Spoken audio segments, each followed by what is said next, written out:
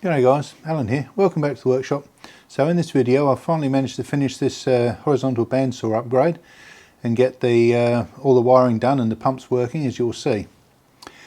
I can't believe how long it's taken me to do this. There's just been so many aspects of this job which have been 3 steps forward, 2 steps back.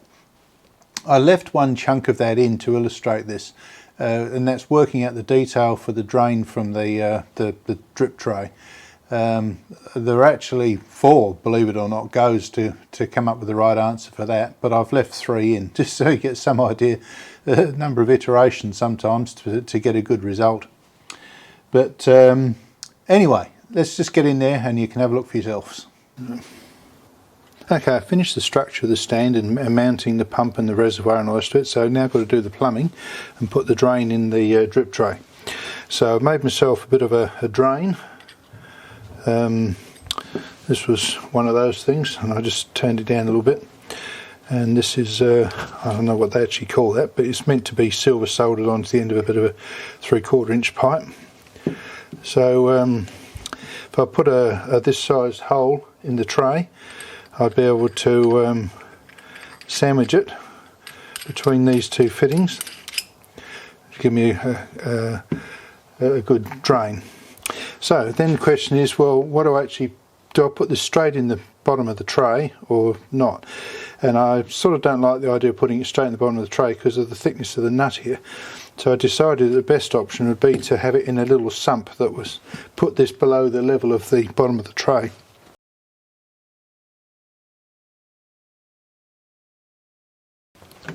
So I thought I'd have a go at a CAD to see whether I could come up with something, and this is what I came up with.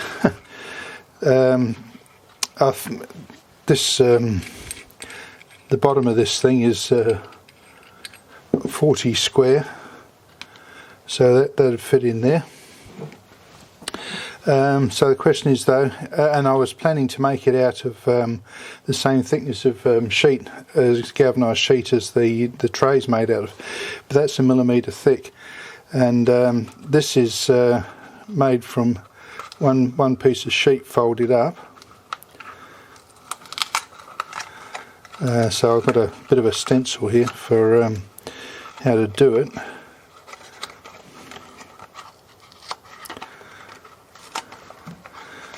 But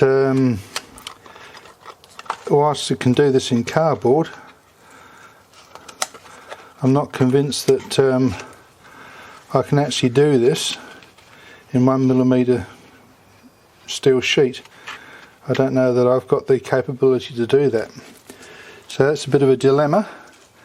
I mean, I can, I suppose, cut this into 3 and make it up from 3 pieces. That's certainly an option, because the other thing this little model doesn't represent is the thickness of the material. If I could find some thinner material, I might have a better chance, so perhaps I'll give that a go first. Alright, well, I'll have a go at that and we'll see how that goes. Well, I've cut the piece out. Only question now is whether I can fold it up. Well, we'll soon find out. So to give myself half a chance, I've made a former, which is the correct dimensions for the centre of this thing, i.e. 40 millimetres by 40 millimetres. So we'll see if we can get some results by bending around that. The thing I don't know is how things are going to work out from a thickness point of view.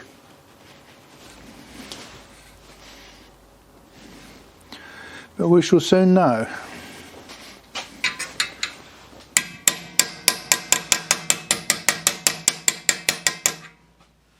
So that's the first bend.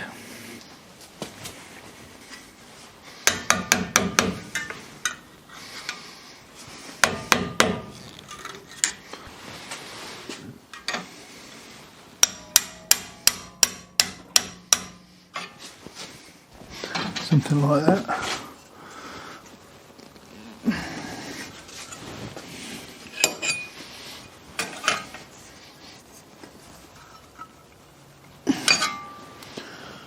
That's about right.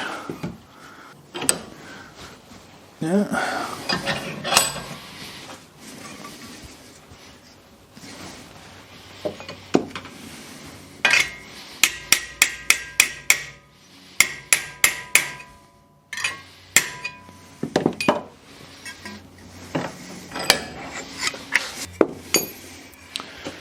Well, shaping up, I guess. Alright, I think we've got hold of this beastie, and I'm now in a position, I think, to fold this over.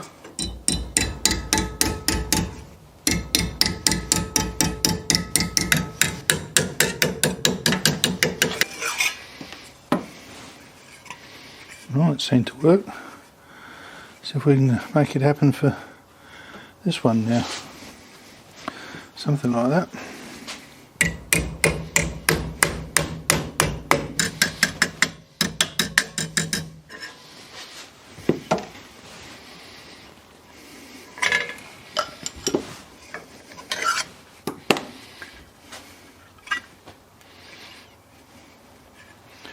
Oh, making a bit of progress, I guess.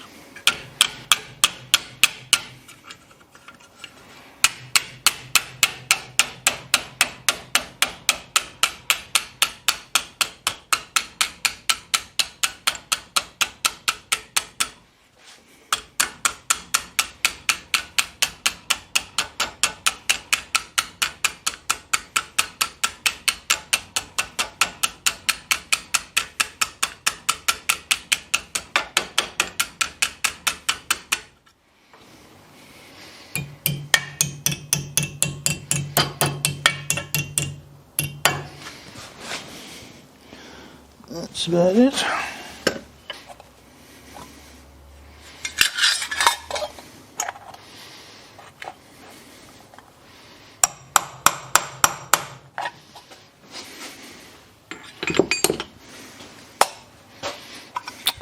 Well, that's about it, I guess. Now the question is, can I solder this? This is really old. I really should have thought about that before I started, but I didn't, so now I've got to try and do the best I can with what I've got. Alright, time to do some experimenting and see whether I can solder this or whether I've got to use silicon or some other sort of approach. Well, this soldering idea is causing me real problems. The only bit of material I had that I could use is quite badly oxidised, and I knew it was going to be a bit of a problem trying to solder it. And I managed with a lot of effort to tin the top flanges here, but there's no way in hell I'm going to be able to tin it inside there and get that leak proof. So I think I'm going to have to silicon and pot rivet here and settle for soldering this up underneath the tray. The tray itself, of course, is new iron, so that shouldn't be a problem. Now I've got this tinned, I think it would be alright. It's annoying though, because if I had newer stuff, I think that would have been just fine. Oh well. That's the way things go sometimes, I guess.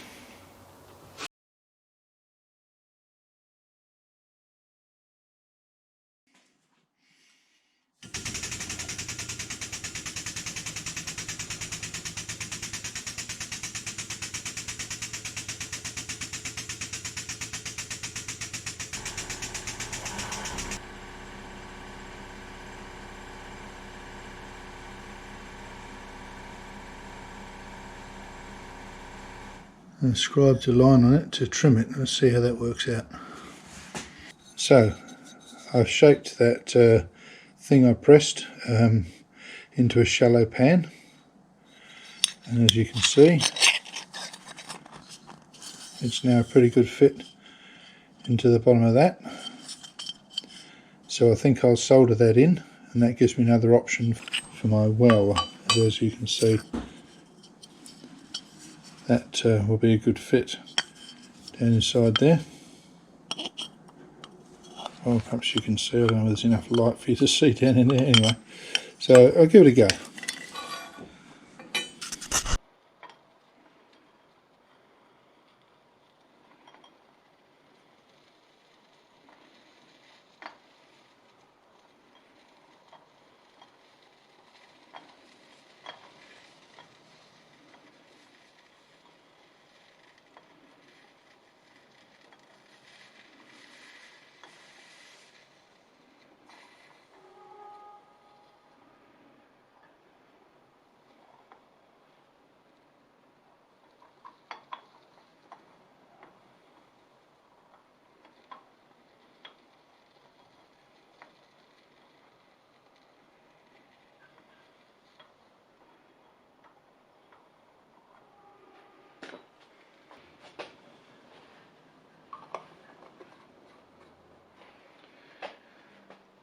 Well, that seems to have taken very well, unlike my efforts, previous efforts, which were all over the place.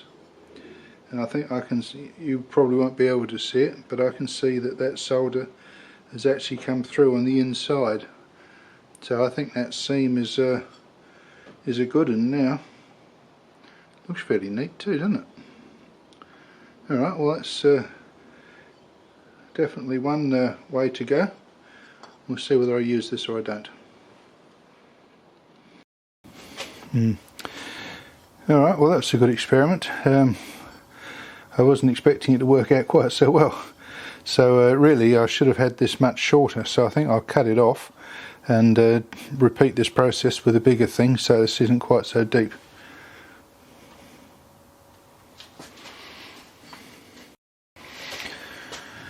Right, so I cut a stripe out of the middle of that thing and pressed the bottom into that. So I've now got my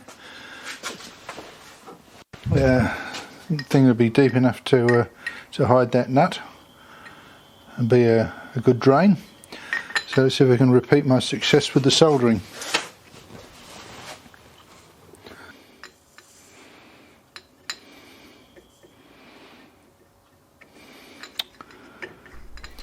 So this idea turned out to be a complete bust. The downpipe pop which I'd bought must have been zinc aluminum, not actual galvanised, and I got conned. The first bit that looked like the solder had taken, the solder was just on the zinc plated bit that I had supplied, and nothing had actually stuck to the pop.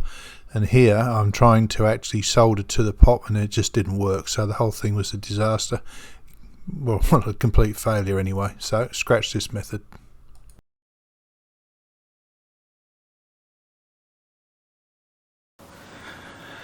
Okay, so this is the bottom half of my two-piece die. The OD doesn't matter, and I've just faced it off. There's really only two critical dimensions. The first is that the bore be 28mm, because that's going to be a guide hole for a mating feature on the top half of the die. So well, let's see what we got.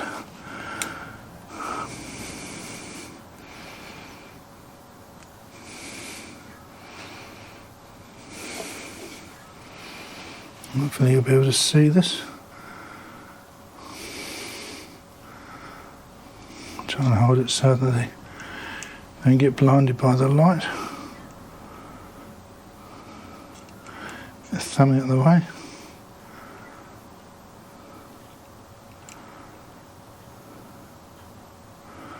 Well, I guess that's close enough to 28.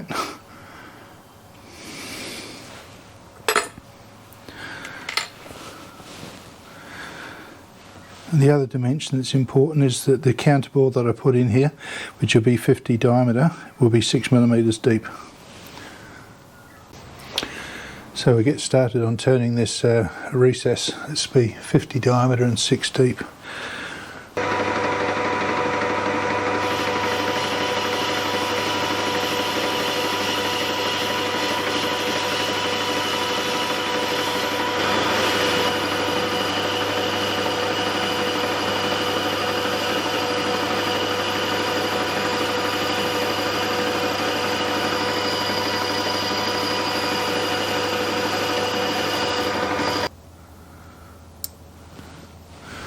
I don't find this thing to be the easiest thing to use.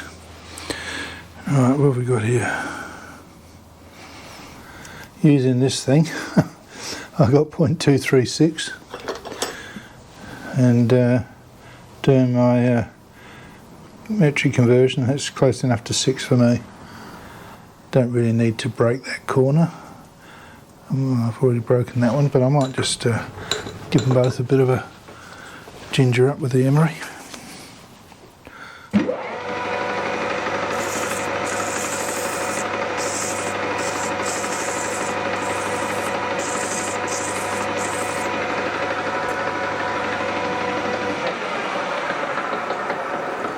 I just noticed my sleeve came bloody close to that thing then. I've forgotten to put my wrist doodads on. Where are they? Where are they hiding? Here they are. I should have had these things on from the start. Go away, phone. Yeah, these things keep loose sleeves under control. And final check on the diameter.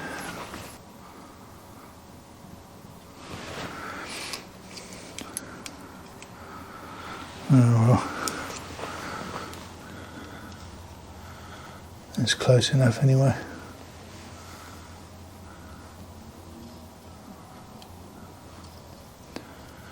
I'm happy with 50 point, let's call it 50.1, that's good enough. You'll see why that dimension is not critical when I use this thing. So I found a convenient piece of scrap to make the second half of my die. I suppose it'd be the tool that goes into the die. Anyway, it's a pretty simple job. So I need a stub on the end that's 28 diameter to fit in the hole, and then an intermediate diameter of nominally 45 to press down inside the recess. This is actually 44 or something, so I'll just go with that. It's not important really, not critical anyway. And then an outer diameter that's somewhere near that.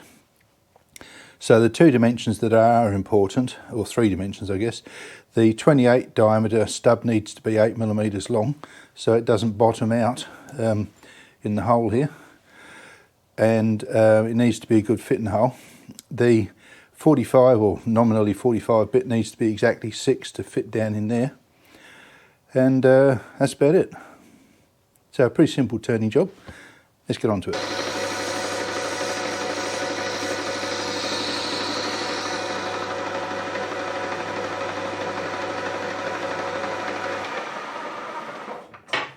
Right, I think that'll do for that.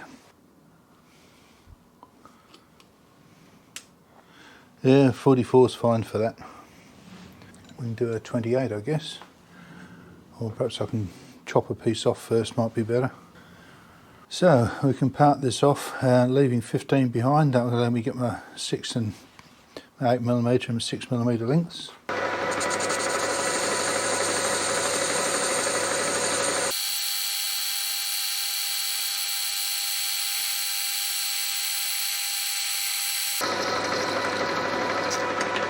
Alright, so face that off.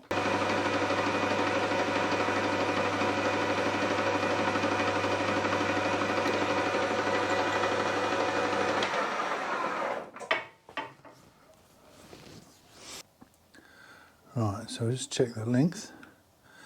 We're sitting right on 14, closest diameter to 15, and we're looking for 14. So we've got a millimetre to trim off, but I'll get the diameters correct first.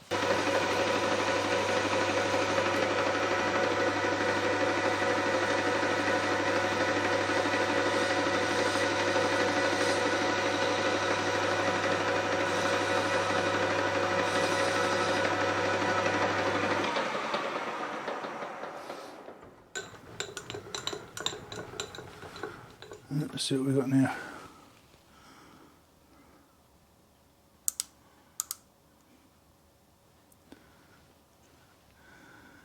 .01.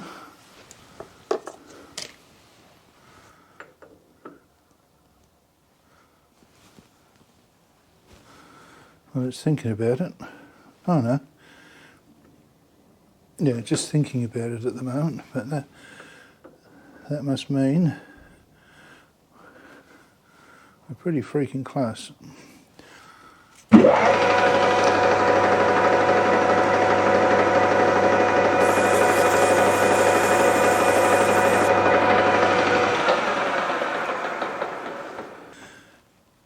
Okay, now let's see what we've got.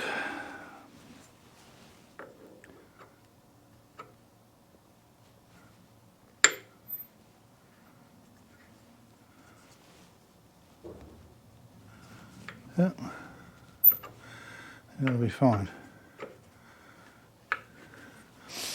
But you can possibly see there's a gap here. I don't want that gap. So I haven't got this piece to the correct length yet. It needs to be machined off a little bit more in this face.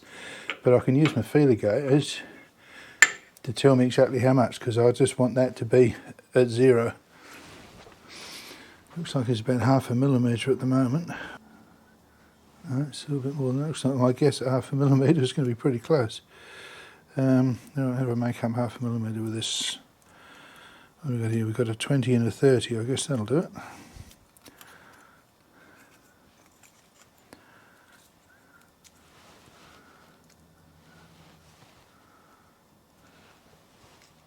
Yeah.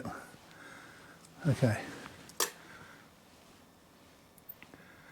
So I've got to take 1/2 millimetre off that face.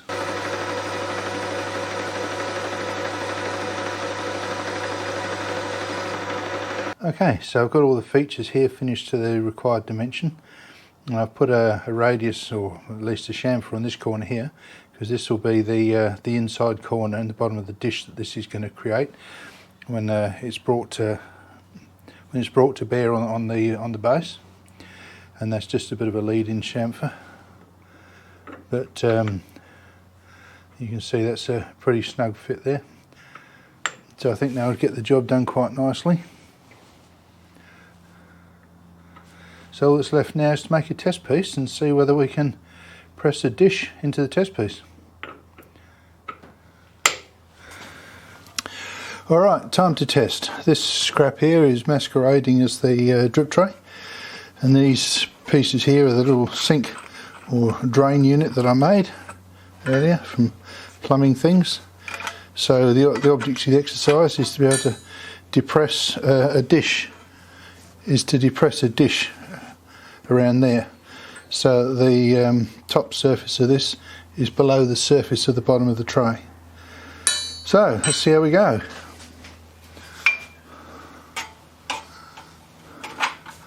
I'll put that on there. Lighting's not very good, I'm sorry about that. I'll fit in there.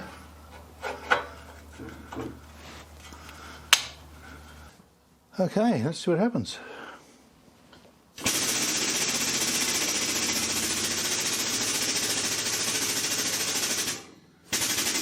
About 6 tons, and maybe a bit more. Right.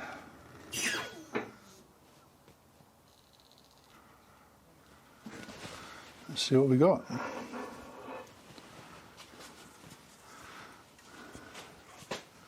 Well, it's certainly squished it, and around the edges here it's distorted it. But hopefully, if that's in the middle of the sheet, which it sort of will be, you can see here there's no wrinkling. Ah, that's an issue, isn't it? See how much the hole has been stretched? Well, that blows me out of the water. Looks like I'm going to have to do it without the hole, and then put the hole in afterwards. Just as well I did a test piece.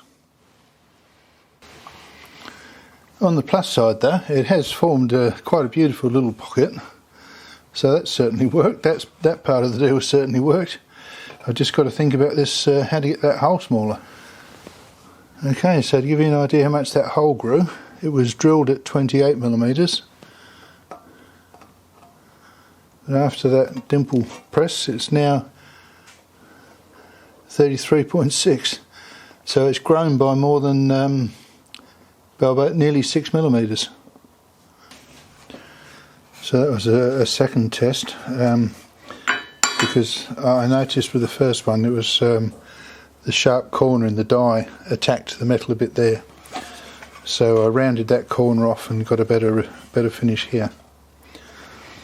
But the hole is still huge.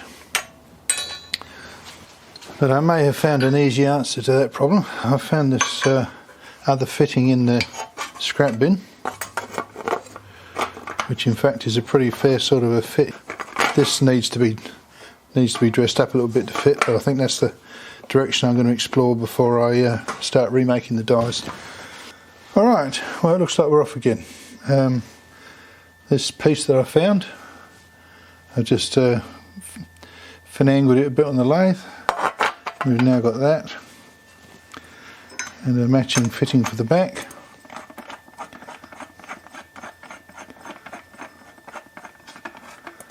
And this for connecting. So my microphone battery died at this point, unfortunately. But anyway, the other piece that's needed for this to work is a seal, and I found a piece of appropriate rubber and hand cut the right diameters, so that'll work out. Well, actually it's going to go on the other side. But that makes this a completely viable solution as far as I can see. So it's time now to turn my attention to actually doing it with the drip tray. But I was just pointing out here that I did actually manage to face it off so that the top surface of that plug is actually about 1 millimetre below what will be the bottom or the top surface of the drip tray. So there won't be much volume of undrained fluid in that area. Alright, we're all set to go. So I've got the male part there, sticking up through the 28mm hole in the tray. It's the female part. And heart in mouth.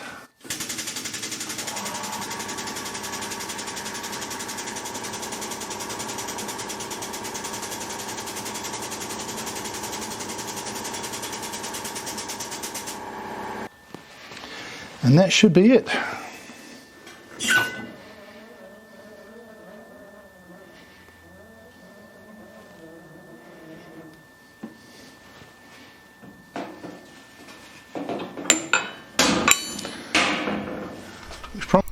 And the microphone dropped out again. I hadn't realised at this stage that the battery was flat.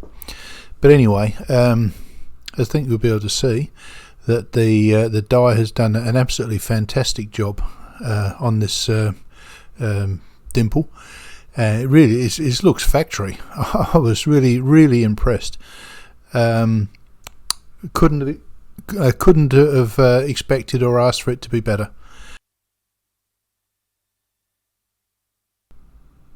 So I'll do a test assembly of the drain plug into the hole, and yeah, pretty happy with the way that's shaping up. Of course, it'd be even better if I managed to keep it in the camera's field of view. But yeah, so I think I waxed on a little bit here because I was so pleased with how it turned out. But that's a really neat installation, the way it's turned out. Really happy. Okay, onto the plumbing. So there's a bit of suck it and see involved in this, so I didn't want to drill holes in the machine unnecessarily. So that's a magnetic thing, but it's got the flow control valve there, and obviously it moves around. We'll see how that goes. If I'm not happy with that, I can mount something on there that's maybe a little bit more specific to the task at hand, but that's going to be a good start. So I've routed the hose across the back, just picked up a couple of existing anchor points, and on down and into a pretty simple fitting here. That's actually 3/8 BSP and a reducer to 1/4 BSP, and just pushed on. I haven't bothered with clips. I think there's not going to be enough pressure in the system. I can always put one on if it turns out that I've got that wrong. And the way I've got the pipe routed, it works itself quite satisfactorily. When we tilt the thing back, it's not getting pinched or trapped anywhere. So I think that'll be fine.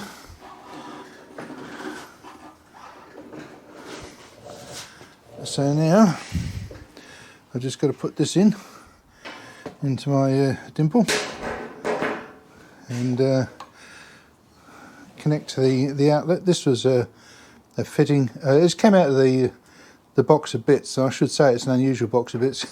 A lot of it came from my late father-in-law, who was a commercial fridge mechanic, so he had all sorts of stuff like this.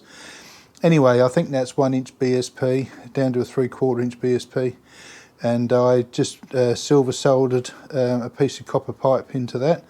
Haven't done silver soldering for some years. It's a joy to do. Anyway, and then a piece of 19mm hose. So I've got to put the camera down and connect these two. She'll just sit there.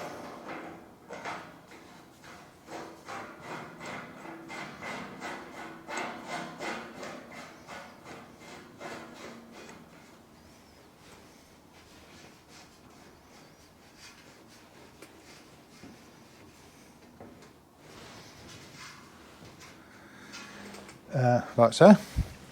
So a couple of viewers had suggested that it'd be a good idea to put a partition in the tank here, maybe half height and halfway long.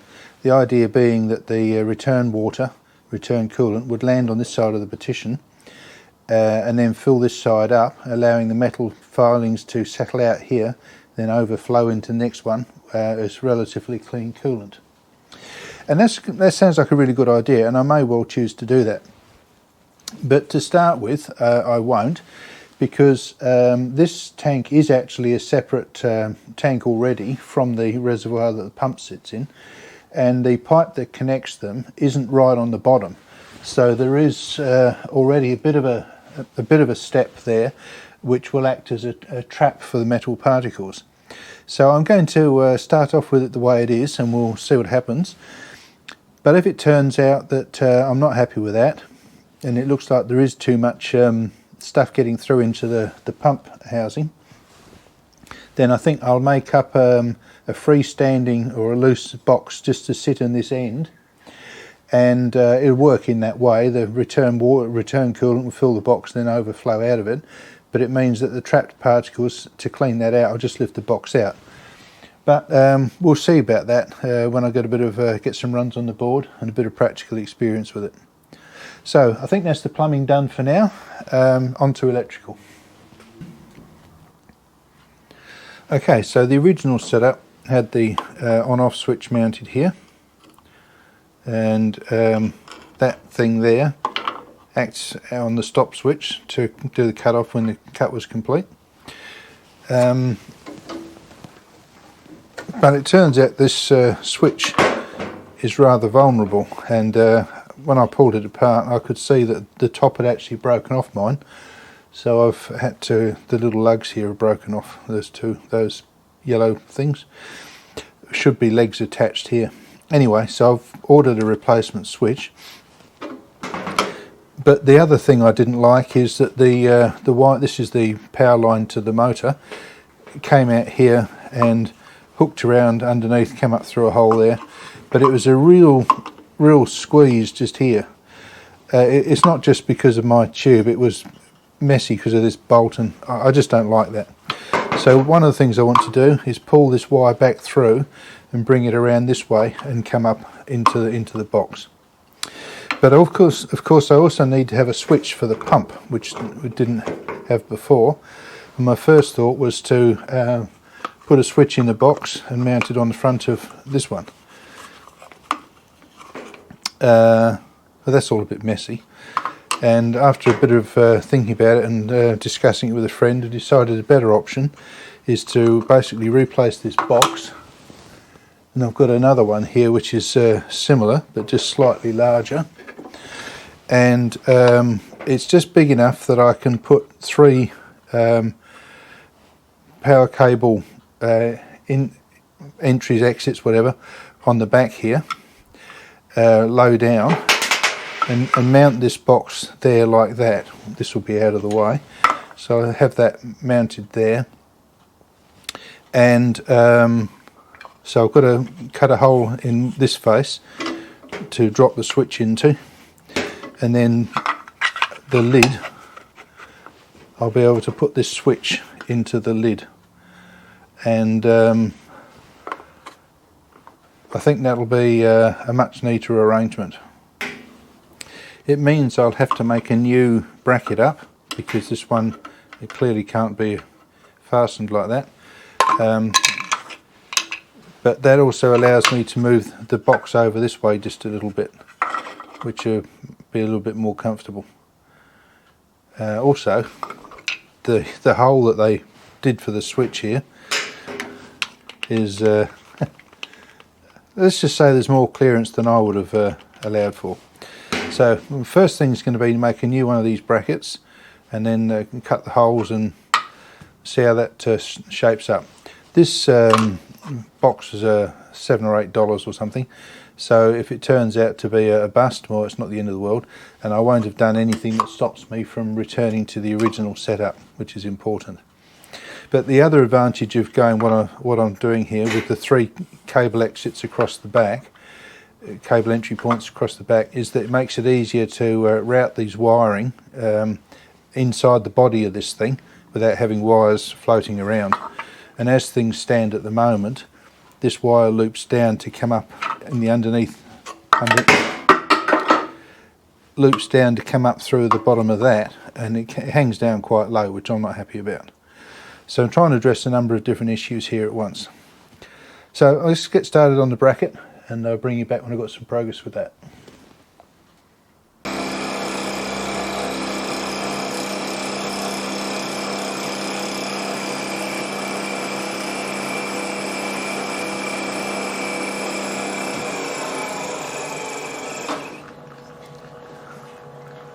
Time to change directions again. I'll put this on to help stop the thing from flapping around, which it would otherwise desperately like to do.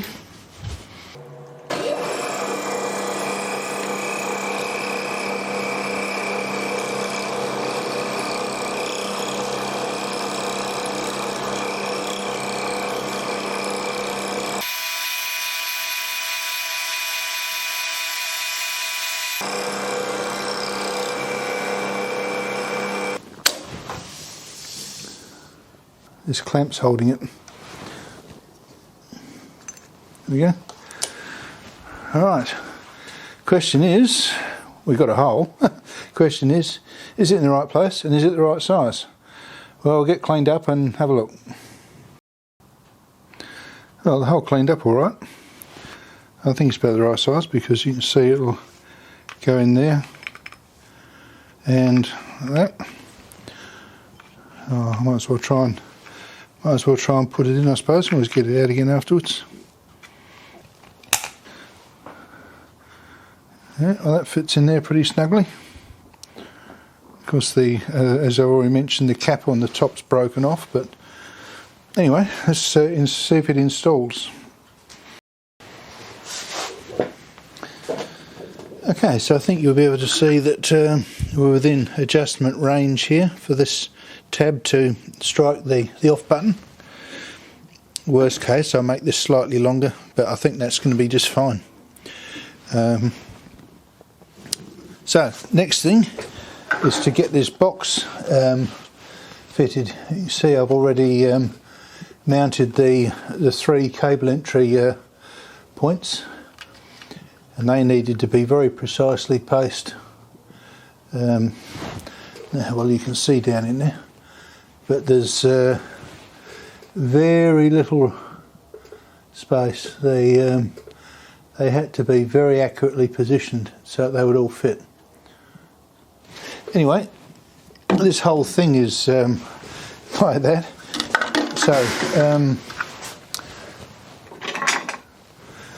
the switch for the coolant pump will be mounted in that, screwed onto that.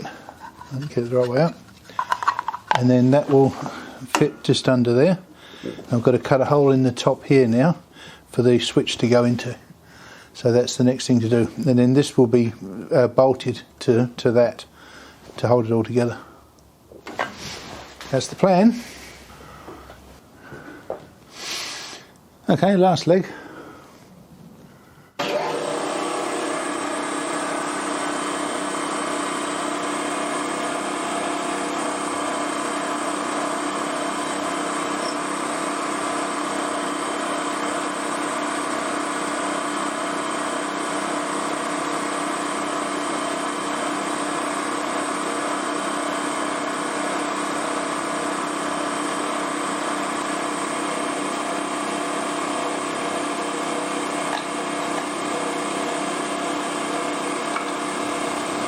And there we have a hole, hopefully in the right place. Clean up time. So a good bit of progress today. Got the bracket made, fitted onto the saw, a hole cut in the bracket for the switch and in the box, and all the mounting sorted for that. And I've got, you can't see it from here, but I already have the 3 cable entries in the back of the thing. So what's left to do now is cut the hole in the front here for the switch, trim these sides off, and then it's a matter of connecting the wires and running them inside. But things are very tight in there. Anyway, that's it for today. Okay, well, I expect you can see that I've fitted a piece of this flexible conduit up around here. Just drilled and tapped a hole there and I've put a clamp on it. And there's another saddle clamp here. So it's basically held in place in those 2 places, but it's pretty keen to stay where it is. I've sort of worked with its natural curvature and it's happy to stay there. So this is the original wire from the motor, and I think you can see it's just been zip tied on here, and I'll do it zip tied again just here in due course. Now this of course is the control box, and rather than cutting those sides off, I decided to roll them over and make a bit of a drip edge and perhaps provide a bit more protection for the box. Looks a bit neater than it would have done if I just chopped them off, I think. Anyway, so we've got the 3, there will be 3 cable glands on the back here. This is from the motor, that's going to go into the first one. And I'll run the other 2 wires, the input power from the wall socket and the power to the new pump through this bit of conduit.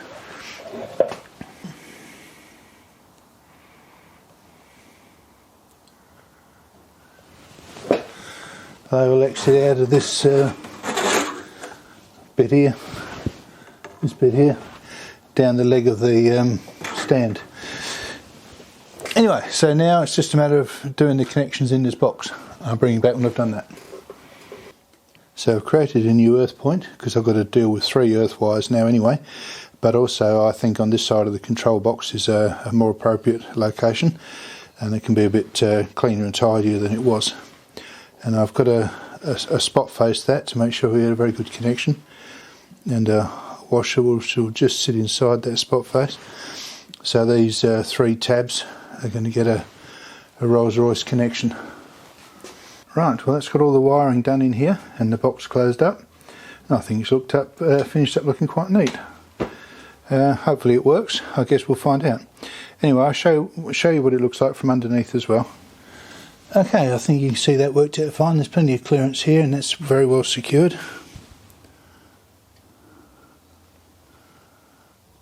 So now it's just a matter of following the end and connecting it up to the pump. That's the word I was looking for, connecting up to the pump. Okay, so this is how I've got the pump connected. So we've got our conduit coming out from underneath there, as you saw the other side of that earlier on. I've got the cable looping down so there's no way water can run uphill into the motor box, and obviously out to power. And this is pretty firmly clipped to the pole. Alright, well I've borrowed a litre of coolant from the milling machine. I guess it's time to turn it on and see what happens. I think we'll just turn the coolant on to start with.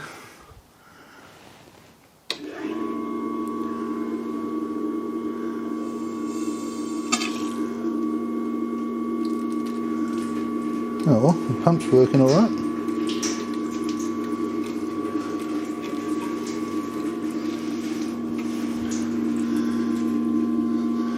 Of course, the next thing is it running towards the drain?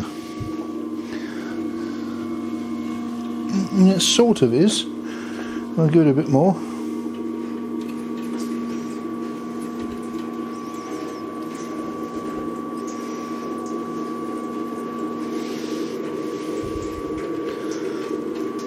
Looks like it might need a bit of help to find the level. So I've just had a quick play with levelling the tray.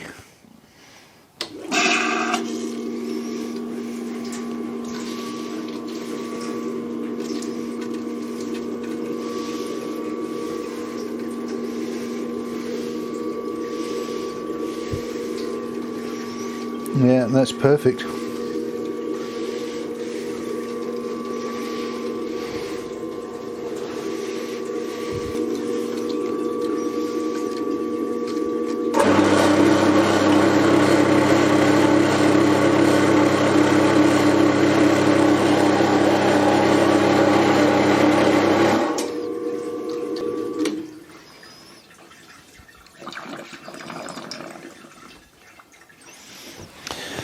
Okay, I noticed with that test run with the blade going that some of the coolant was looping around with the blade and dribbling down here. So this is splash proof as it currently is, but I think I'll upgrade this and do instead of relying on this here, I'll put a proper seal in here to make sure that nothing can get down in there. This is a fully waterproof switch, so there's no worries about that. But this guy here doesn't out of the box have a waterproof seal, so I'll do a quick upgrade on that. But otherwise, looking good. Well, I'm pretty happy with the way that turned out. Yes, I've got to do a bit of a waterproofing upgrade around the on-off switch for the bandsaw, but that's a pretty trivial thing, and I'm certainly not going to prolong this video series just to do that, because it's been quite a journey. And congratulations if you stuck with it. It's been a much longer project than I originally expected it to be. But anyway, thanks for watching. Hope you got something out of it. Maybe some hints, tips on how you might do something similar to your own saw. But anyway, thanks, and hope to see you on the next one.